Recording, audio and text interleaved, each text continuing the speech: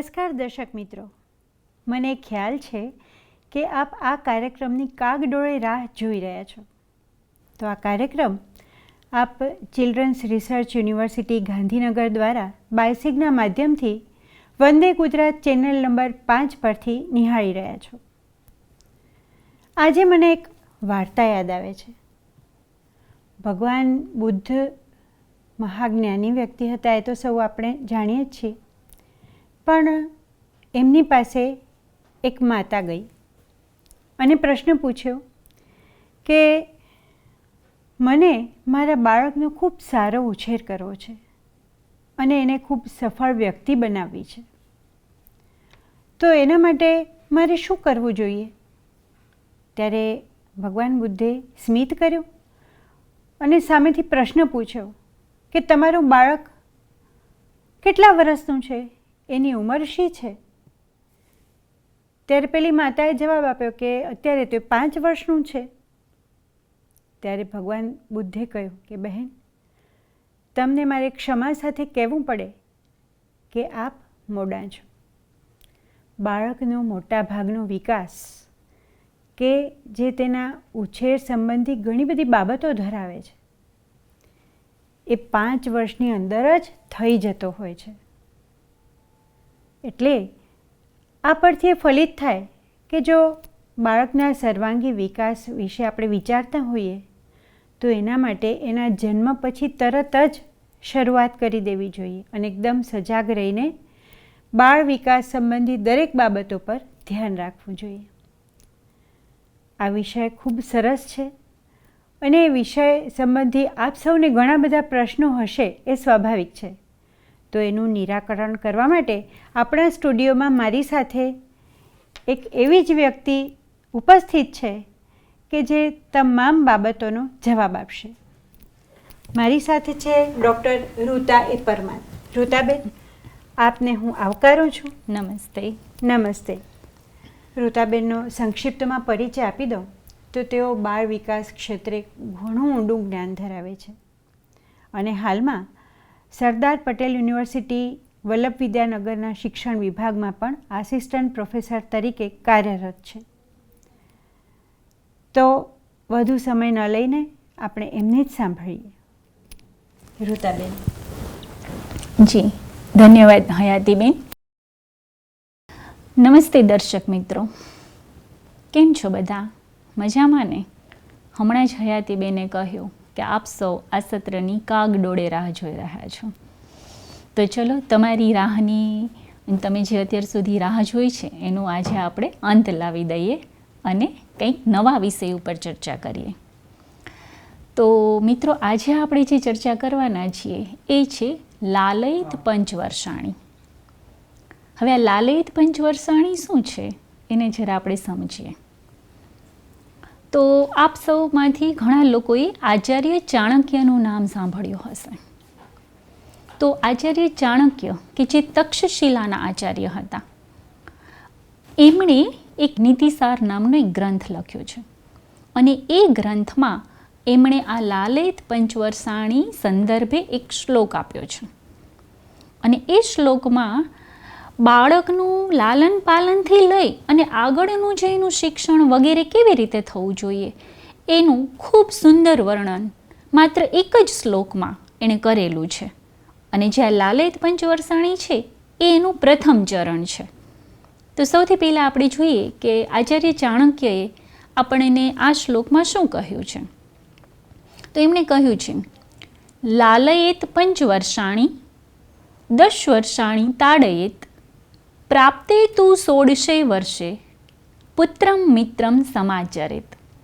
એટલે લાલયિત પંચવર્ષાણી, બાળક જન્મે ત્યારથી 5 વર્ષનું થાય ત્યાં સુધી, પંચવર્ષાણી એટલે 5 વર્ષ સુધી, લાલયેત એટલે કે એનું લાલન પાલન કરવું જોઈએ. 10 વર્ષાણી તાડયેત એટલે કે પછીના 10 વર્ષ, એટલે કે 6 વર્ષથી લઈને 15 વર્ષ સુધી. તાડયેત, તાડયેત એટલે તાડન નહીં પરંતુ શિક્ષણ થવું જોઈએ, અનુશાસનમાં એને રહેતા શીખવવું જોઈએ. અને બધા જ જે સંયમ છે, સ્વાદ સંયમ છે, વાણી સંયમ છે, અર્થ સંયમ છે, આ બધા સંયમનું એને શિક્ષણ એટલે એ સંદર્ભમાં એને અનુશાસિત, એના જીવનને અનુશાસિત બનાવો. અને પ્રાપ્તિ તું 16 વર્ષે એટલે કે બાળક જ્યારે 16 વર્ષનો થાય ત્યારે પુત્રમ મિત્રમ સમાચારે, એટલે કે પછી અહીંયા પુત્ર તો એકમાત્ર પદના અર્થમાં લીધું છે, પણ પુત્ર હોય કે પુત્રી બંનેને એ 16 વર્ષનું થાય ત્યારે એની સાથે મિત્રવત વ્યવહાર કરવો જોઈએ. અને આ ત્રણેયને જો આપણે શિક્ષણ સાથે જોડીએ તો આ 0 થી 5 વર્ષની ઉંમર છે એ સંસ્કાર પ્રક્રિયા માટે છે.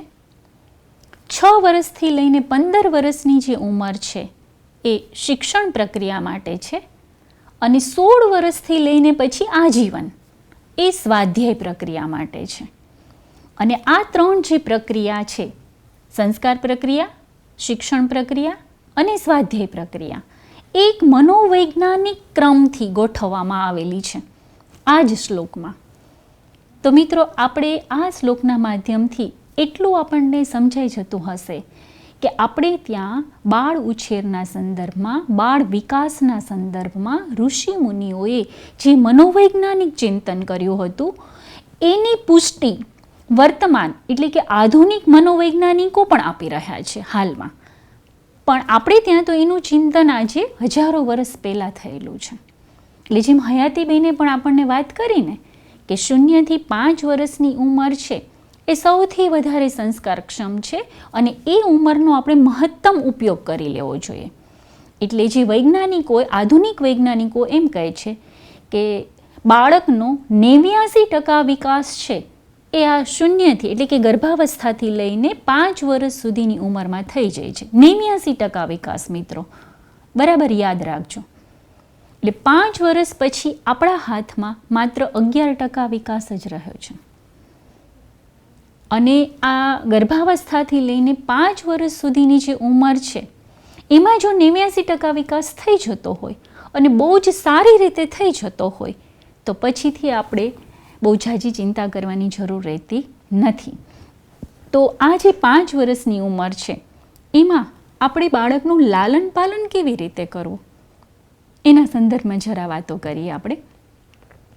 તો મિત્રો, આ 5 વર્ષની હવે આપણે જે વાત કરીશું અત્યારે એ બાળકના જન્મ પછીની કરીશું, કારણ કે 0 થી 3 વર્ષ સુધીના બાળકને આપણે વધારે ધ્યાનમાં રાખીશું. આમ 5 વર્ષ સુધીની આપણે વાત કરવાની છે. તો આ બાળકનો જ્યારે જન્મ થાય છે પરિવારમાં ત્યારે સૌથી પહેલાં બાળકનું પ્રેમપૂર્ણ સત્કાર કરવાનો છે અને એ બધા જ આપણે કરી રહ્યા છીએ. જ્યારે પરિવારમાં પુત્રવધુ છે એને જ્યારે ગર્ભ રહે છે ત્યારે જ સમગ્ર પરિવાર છે એ આનંદથી ઉછળી પડે છે. પુત્રવધુ હોય છે એને તિલક કરે છે, એની આરતી ઉતારે છે. તે દિવસે જ્યારે ખબર પડે છે ત્યારે પણ એને સરસ મજાનું મિષ્ટાન જમાડે છે અને આનંદ. એટલે એના માધ્યમથી શું થાય છે કે એના ગર્ભમાં જે જીવ આવ્યો છે એને પ્રેમ કરે છે. દાદા દાદી હોય કે પિતાજી હોય કે બીજા લોકો પણ પરિવારમાં હોય, એ બધા જ નવા જીવને આવકારવા માટે આમ તલપાપડ થઈ જાય છે. એટલે એ જ બતાવે છે કે બાળકનું પ્રેમપૂર્ણ સ્વાગત કરી રહ્યા છે. અને બાળક જન્મી ગયા પછી એને 5 વર્ષ સુધી ભરપૂર પ્રેમ આપવાનો છે, ભરપૂર.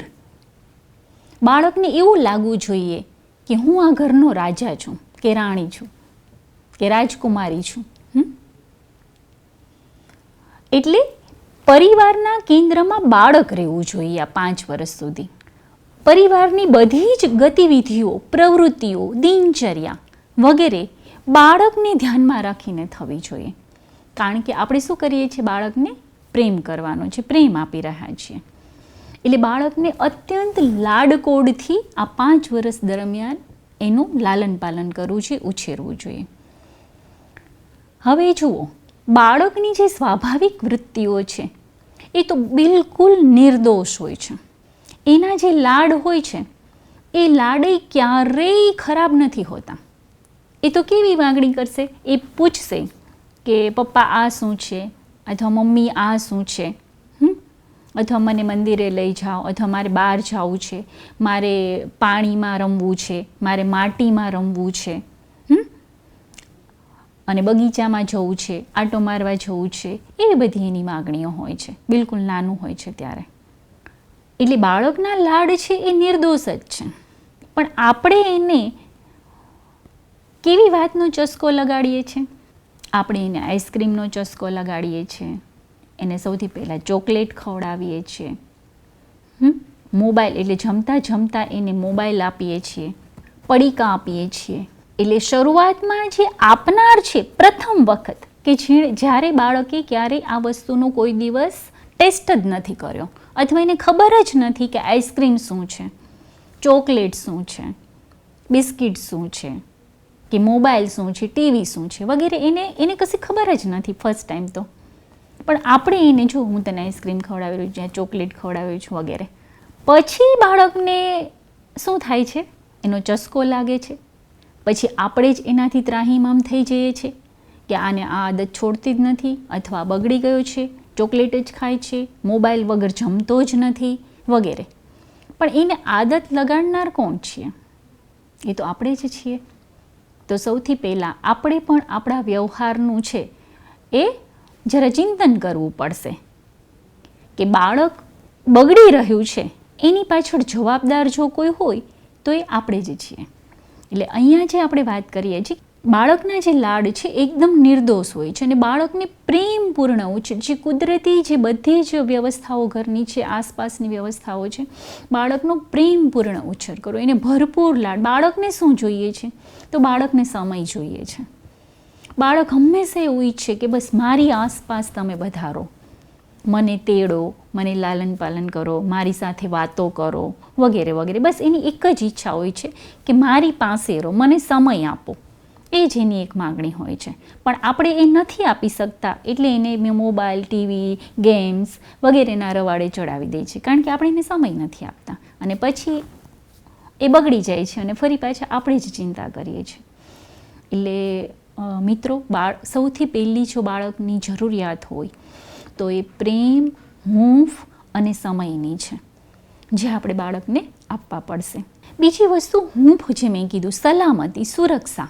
જો નાનું બાળક હોય છે ને, અને આ દુનિયામાં જ્યારે પ્રવેશે છે ત્યારે આજુબાજુના એ ઘોંઘાટ વાતાવરણથી બિલકુલ અપરિચિત હોય છે.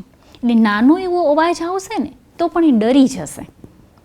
ધારો કે બાળક જન્મ્યું હોય ને થોડાક દિવસ જ થયા હોય, અને રસોડાની અંદર મોટેથી કુકરની વિસલ વાગે, અને જો બાળક નજીકમાં જ હોય તો પ્રથમ વિસલ વાગે તો એ રડવા માંડે છે, ડરી જાય છે.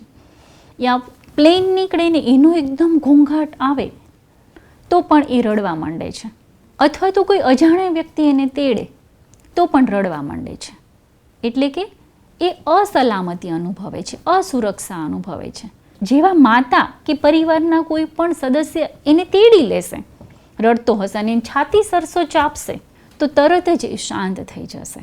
એમાં માતા જ્યારે એને તરત તેડી લેશે, ખોળામાં લેશે, છાતી સરસો ચાપશે, ત્યારે માતાની જે ધડકન છે એ પહેચાની લે છે, કારણ કે 9 મહિના એ ધડકનના માધ્યમથી જ એણે પોતાનું પોષણ કર્યું છે. એટલે તરત જ એને ત્યાં સુરક્ષાની અનુભૂતિ થશે અને શાંત થઈ જશે. એટલે જે બીજી રિક્વાયરમેન્ટ છે એ સુરક્ષાની છે, સલામતીની છે, કે જેને પરિવારના સદસ્યો વચ્ચે એકદમ સલામતી અનુભૂતિ થાય છે એને. બીજી વસ્તુ છે વિશ્વાસ. મિત્રો, આ વિશ્વાસનું જે બાળકની અંદર જે આરોપણ થાય છે એ પરિવારમાંથી જ થાય છે, માતા પિતાના માધ્યમથી જ થાય છે, અને અન્ય સદસ્યોના માધ્યમથી જ થાય છે. આપણે બાળક સાથે જે પણ વ્યવહાર કરીએ એ વ્યવહાર એકદમ વિશ્વાસપૂર્ણ હોવો જોઈએ. એની સાથે ક્યારેય પણ આપણે જૂઠું ન બોલવું જોઈએ, કારણ કે એ જૂઠું બોલવાના બીજ પણ એને આપણામાંથી જ મળે છે. થોડુંક મોટું સમજણું બાળક થાય, એટલે કે 1.5-2 વર્ષનું થાય, એટલે એને બધી જ આ બધી પહેલાં પણ એ નોંધ તો લેતું જ હોય છે, પણ એ એક્સપ્રેસ નથી કરી શકતું. પણ 1.5-2 વર્ષ પછી તો એ બોલવા માંડે છે, અને આ બધું જ એ જોવે છે. તો એના દેખતા અથવા એની સાથે બીજા સાથે જ્યારે આપણે વાત કરીએ છીએ, ફોન ઉપર વાત કરીએ છીએ, ત્યારે પણ એની નજર હોય જ છે. આપણે એને સાચું બોલવાનું કહીએ છીએ કે બેટા સાચું બોલવું જોઈએ, ક્યારેય જૂઠું ન બોલવું જોઈએ, પણ સાથે સાથે આપણા વ્યવહારનું પણ અનુકરણ કરે છે અથવા આપણા વ્યવહારમાંથી પણ શીખતો હોય છે, જોતો હોય છે કે મમ્મી શું કરી રહ્યા છે, પપ્પા શું કરી રહ્યા છે, કે પરિવારના અન્ય કોઈ લોકો શું કરી રહ્યા છે. ધારો કે કોઈનો ફોન આવે છે, બરાબર, અને એમ કહીએ કે દાદાજી કે કોઈ પણ ઘરે છે, અને એકચ્યુઅલી ઘરે જ હોય, પણ આપણે એમ કહીએ કે ના ના એ બહાર ગયા છે, થોડી વાર રહીને આવે એટલે કરાવો. જો આપણે એટ એ ટાઈમ જવાબ ન આપવો હોય તો બાળક તો આ સાંભળે જ છે કે જો પપ્પા જૂઠું બોલ્યા છે.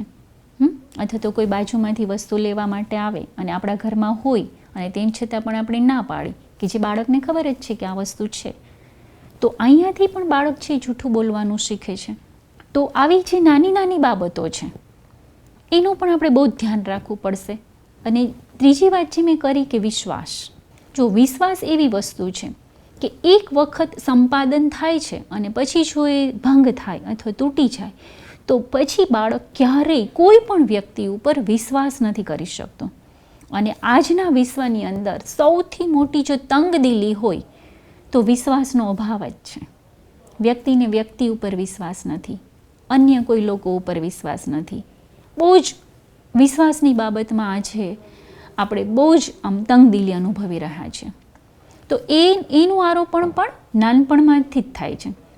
એટલે કે એક કિસ્સો હું તમને, સાચો કિસ્સો છે એ તમારી સામે પ્રસ્તુત કરું છું. એક દંપતી હતું, એને રોજ છે ને બહાર જવાની ટેવ, એટલે કે જમીને એક આંટો તો મારવો જ જોઈએ, થોડુંક ફ્રેશ થઈ જાય. કારણ કે બંને દિવસ દરમિયાન જોબ કરતા હતા, એટલે કામ કરતા હોય, મળવાનું થાય જ નહીં. તો એ બાને થોડું જમીને લટાર મારે તો કાંઈ દિવસભરની વાતચીત હોય તો એ પણ થઈ જાય અને થોડું આમ ભ્રમણ પણ થઈ જાય. એટલે એની એક આદત જ હતી કે જમીને આપણે આંટો મારી આવી. હવે એમને ત્યાં બાળકનો જન્મ થયો. બાળક થોડાક દિવસ તો એમણે એના ઉપર એ ન કરી શકી, પણ 1.5-2 વર્ષનું થયું પછી એને એવું થયું કે ભાઈ આપણે આપણો ક્રમ ફરીથી શરૂ કરવો જોઈએ.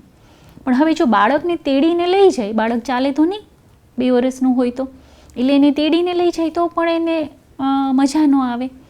એટલે પછી એવું કહે કે ચલો હવે આપણે સૂઈ જઈએ, હવે રાતે સૂવાનો ટાઈમ થઈ ગયો છે.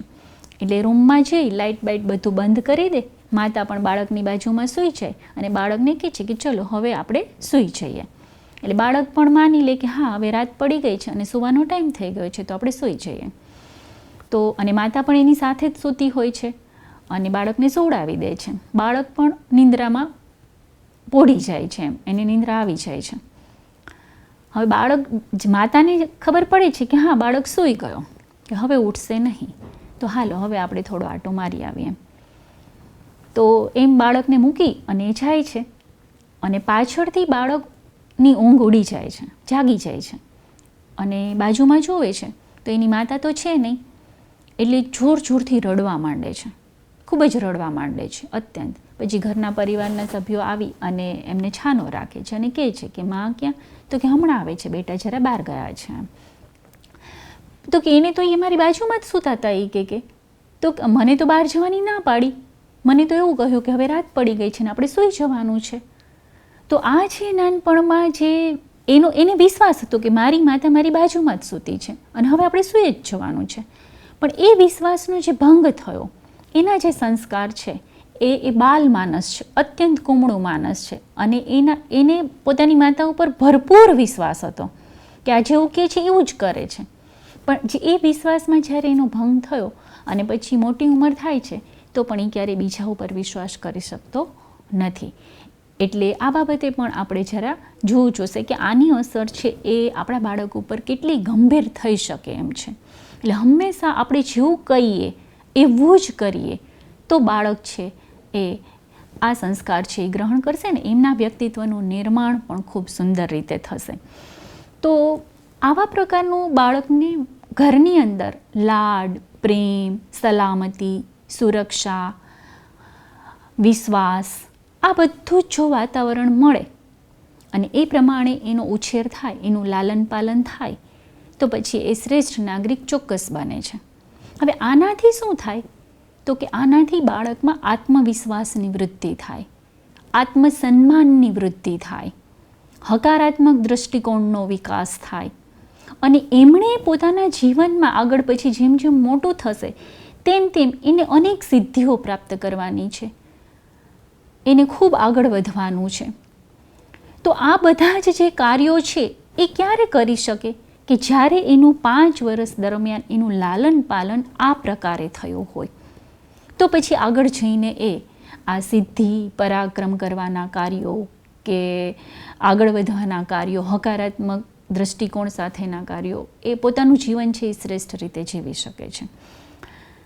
અને પોતાનું જીવન પણ એને અત્યંત ઉત્સાહપૂર્ણ લાગે છે. જીવનમાં પણ એને આનંદની અનુભૂતિ થાય છે, સુખની અનુભૂતિ થાય છે. એ ક્યારેય કોસતો નથી, આ સૃષ્ટિને નથી કોસતો. પોતાની આસપાસની જે દુનિયા છે, ઘણી વખત આપણે જોઈએ છે કે નકરી ફરિયાદ જ એના મનમાં હોય. જેની લોકો સાથે વાત કરતા હોય ને બધાને એમ કે ફરિયાદ જ કરતા હોય, આમ છે ને પેલું તેમ છે ને વગેરે વગેરે. તો માણસનું જીવન અથવા એનો સ્વભાવ છે એ ફરિયાદી ક્યારે બની જાય કે જ્યારે એનામાં અસંતોષની ભાવના હોય ત્યારે. એને આ સૃષ્ટિ પ્રત્યે, સમાજ પ્રત્યે, પરિવાર પ્રત્યે, સગા સંબંધીઓ પ્રત્યે અસંતોષ છે, સંતુષ્ટિ જ નથી. કારણ કે એનું જે લાલન પાલન છે એ પ્રેમપૂર્ણ નથી રહ્યું, હૂંફવાળું નથી રહ્યું, સલામતી કે વિશ્વાસ નથી. તો એને કારણે એના જીવન ઘડતરમાં પણ આગળ જઈને બાધારૂપ બને છે. પણ જો આ પ્રકારે થયું હશે તો એનું જીવન છે એ હંમેશા આનંદપૂર્ણ રહેશે, સુખી રહેશે, ઉત્સાહિત રહેશે અને જીવંત લાઈવ વ્યક્તિ જેને આપણે કહીએ એવો એક લાઈવ વ્યક્તિ બનીને રહેશે. હવે આનાથી થોડી વિપરીત આપણે વાત કરીએ. આપણે જ્યારે બાળક સાથે કઠોર વ્યવહાર કરીએ છીએ એ પણ આ 5 વર્ષની ઉંમર દરમિયાન જ. એટલે કે બાળકને ખીજાય, વઢીએ કે તું મૂર્ખ છો, તને તો કંઈ આવડતું જ નથી, અથવા બેસી રહે, હું કરી નાખીશ બધું. આવા જે વ્યવહારો કરીએ એનાથી બાળકમાં પોતામાં નિરાશાની લાગણી જન્મે છે કે હું મૂર્ખ છું, અથવા મારાથી તો કોઈ વસ્તુ થઈ જ નથી શકતી, અથવા મને જ કેમ બધા ખીજા ખીજા કરે છે, એટલે મારાથી હવે કશું થઈ જ શકવાનું નથી. એવી એક નકારાત્મક ભાવના પોતાની શક્તિ વિશે, પોતાની ક્ષમતા વિશે એનામાં જન્મે છે. અને પછી એ ક્યારેય જે પરાક્રમ કરવાના કામો હોય, સિદ્ધિ પ્રાપ્તિના કામો હોય, એમાં હંમેશા એ ડરની અનુભૂતિ કરે છે, એને બીક જ લાગે છે. એટલે જે મેં પ્રથમ કીધું ને કે જો બાળકમાં આત્મવિશ્વાસની જાગૃતિ કરવી હોય તો એને પ્રેમ, સુરક્ષા, સલામતી, હૂંફ અને એનામાં વિશ્વાસ, એના કાર્યમાં વિશ્વાસ, આ બધું આપણે કરવું પડશે. પણ જો આનાથી ઉલટું કરીએ તો બાળકનું જે હવે પછીનું સમગ્ર જીવન છે વ્યતીત થવાનું છે એનું આપણે નાશ છે એ આ 0 થી 5 વર્ષની ઉંમરમાં જ કરી દઈએ છીએ આવા પ્રકારનો દુર્વ્યવહાર કરીને, અને જેની આપણને ખબર જ નથી. એટલે આપણે પોતે માતા પિતા હંમેશા પોતાના સંતાનનું ભલું જ ઈચ્છે છે. કોઈ દિવસ અત્યંત ખરાબ વ્યક્તિ હશે ને એ પણ પોતાના સંતાન માટે તો હંમેશા સારો જ વિચાર કરશે કે હું ભલે ખરાબ કામ કરું પણ મારો દીકરો કે દીકરી તો હંમેશા સંસ્કારી જ બનવો જોઈએ. માતા પિતા ક્યારેય એવું નથી ઈચ્છતા કે પોતાનું બાળક છે એ આવું બને, પણ જાણીએ અજાણીએ એમના વર્તનો, એમનો વ્યવહાર એ એવા પ્રકારનો થઈ જાય છે કે જેનાથી એ એટલા સભાન જ નથી હોતા કે આની લાંબા ગાળાની અસરો શું થઈ શકવાની છે. એટલે આપણે એ સંદર્ભે હવે વિચાર કરવાનો છે કે મારું પ્રત્યેક વર્તન, મારું પ્રત્યેક કથન, મારો પ્રત્યેક વ્યવહાર એ મારા બાળકના લાંબા ગાળાના જીવન ઉપર શું અસર પાડશે એ વિચારીને હંમેશા આપણે આપણો વ્યવહાર છે એ આપણા બાળક સાથે કરશું. અને એમાં પણ આ સમય દરમિયાન એટલે કે 5 વર્ષ સુધી બાળક છે મોટા ભાગે ઘરમાં રહે છે, અને મોટા ભાગનો સમય ઘરમાં. ધારો કે 3 વર્ષ પછી એ સંસ્કાર કેન્દ્રમાં જાય, બાલવાડીમાં જાય તો ત્યાં કેટલી વાર 3 કે 4 કલાક બહુ તો, બાકીનો બધો જ સમય છે એ તો પરિવારમાં જ વ્યતીત કરે છે, પરિવારના સભ્યોની વચ્ચે જ વ્યતીત કરે છે. એટલે સાચા અને ખરા શિક્ષકો તો આ ઉંમરમાં એ માતા પિતા, ખાસ કરીને માતા અને પરિવારના સદસ્યો છે. અને એટલા માટે જ આપણે ત્યાં કહ્યું છે ને કે એક માતા 100 શિક્ષકની ગરજ સારે છે. એટલે કે બાળકની પ્રથમ ગુરુ એ માતા છે. કારણ કે જીવન ઘડતરના બધા જ પાઠ છે એ માતા દ્વારા એ ગ્રહણ કરે છે, પરિવારના સદસ્યો દ્વારા ગ્રહણ કરે છે. એટલે જે લાલિત પંચવર્ષાણી છે એ જો બરાબર થાય તો બાળક છે એ પોતાના જીવનમાં છે ખૂબ આગળ વધી શકે છે. અને આ લાલિત પંચવર્ષાણીમાં પણ જેમ મેં કીધું એમ કે આ પ્રકારના જે સદ્ગુણો છે કે જે એના જીવન ઘડતર માટે અત્યંત જરૂરી છે, એના ઉપર આપણે આ 5 વર્ષ અને બહુ જ મનોવૈજ્ઞાનિક બાબતો છે. એટલે કે બાળકના જીવનનું ઘડતર હંમેશા એના સ્વભાવ દ્વારા જ થતું હોય છે. હંમેશા કોઈ કાર્યમાં સિદ્ધિ પ્રાપ્ત કરવી હોય તો પણ બાળક અથવા આપણે પોતે પણ પહેલાં શું કરીએ છીએ, મનમાં સંકલ્પ લઈએ છીએ, એના પ્રત્યે કટિબદ્ધ થઈએ છીએ અને પછી એને કાર્યાન્વિત કરીએ છીએ.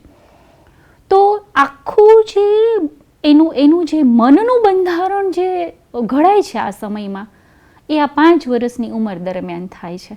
અને એમાં આપણું બાળકનું ઘરનું વાતાવરણ વગેરે કેવા પ્રકારનું છે અને બાળક સાથેનો વ્યવહાર આપણો કેવો છે, એનું લાલન પાલન છે એ આ પરિપ્રેક્ષ્યથી એ ખૂબ સુંદર રીતે થઈ રહ્યું છે કે નહીં, તો પછી બાળકનું જીવન છે એ ચોક્કસ છે એ શ્રેષ્ઠ બનશે.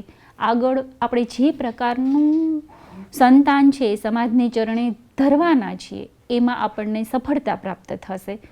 તો એના માટેની તકેદારી છે એ આપણે આ 5 વર્ષ દરમિયાન કે જેને મનોવૈજ્ઞાનિકોએ પણ અત્યંત મહત્ત્વનો સમયગાળો ગણાવ્યો છે, તો એ સમયગાળાનો જેટલો પણ આપણાથી લાભ લઈ શકાય, એટલે કે એ સમયગાળામાં આપણા બાળકનો જેટલો 89% વિકાસ, જેમ આપણે હમણાં જ વાત કરી, એ થઈ જાય છે.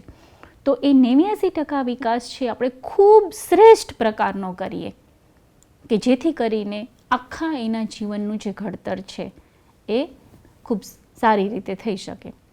તો આને ધ્યાનમાં રાખીને આપણે આપણા બાળકનું લાલન પાલન છે એ હવે ક્યાંય પણ જો આપણે કેંચલિત થયા હોય કે સેજ કઠોરતા આવી ગઈ હોય વગેરે, તો એ પ્રત્યે પણ સભાન થઈ જશું. અને અંતે તો આપણે આપણા બાળકનું હિત જ ઈચ્છીએ છીએ હંમેશા, પણ અજાણતા ભૂલ થઈ જતી હોય તો એને પણ આપણે સુધારી લેશું અને એને શ્રેષ્ઠ એવું લાલન પાલન કરીએ કે જેથી કરીને પછી એ પોતાના જીવનનો શ્રેષ્ઠ વિકાસ છે એ કરી શકે. તો આ સાથે જ લાલિત પંચવર્ષાણી સંદર્ભે તમારી સામે વાત કરવાનો મને ચિલ્ડ્રન્સ યુનિવર્સિટીના માધ્યમથી તક મળી છે, તો એ બદલ હું ચિલ્ડ્રન્સ યુનિવર્સિટીનો પણ ખૂબ ખૂબ આભાર માનું છું. અને આપ સૌ પણ એ સંદર્ભે વિચાર કરીને, ચિંતન કરીને આપનો વ્યવહાર પણ બાળક સાથે પ્રેમપૂર્ણ, હુંપૂર્ણ રાખશો એવી અપેક્ષા સાથે વિરમું છું. અસ્તુ. સાચે જ બાળક તો કુમળો છોડ હોય છે, બરાબર? એને જેમ વાળીએ એમ વાળી શકાય. અને જેમ આપણે વાત કરીએ એમ સિગમન્ડ ફ્રોઈડ કે જેઓ પ્રખ્યાત મનોવૈજ્ઞાનિક હતા, એમણે પણ એવું કહ્યું છે કે બાળકના સમગ્ર જીવનનો પાયો એના બાળપણમાં હોય છે. તો આ વિશે તમે ખૂબ સરસ સ્પષ્ટીકરણ કર્યું ઋતાબેન, અને તમારી અપેક્ષાઓ અમારા દર્શક મિત્રો ચોક્કસ પૂરી કરશે એવી મને પણ આશા છે. અને આ બદલ ચિલ્ડ્રન્સ રિસર્ચ યુનિવર્સિટી વતી હું આપની આભારી છું. ફરીથી પુનઃ પધારશો. આભાર. Thank you.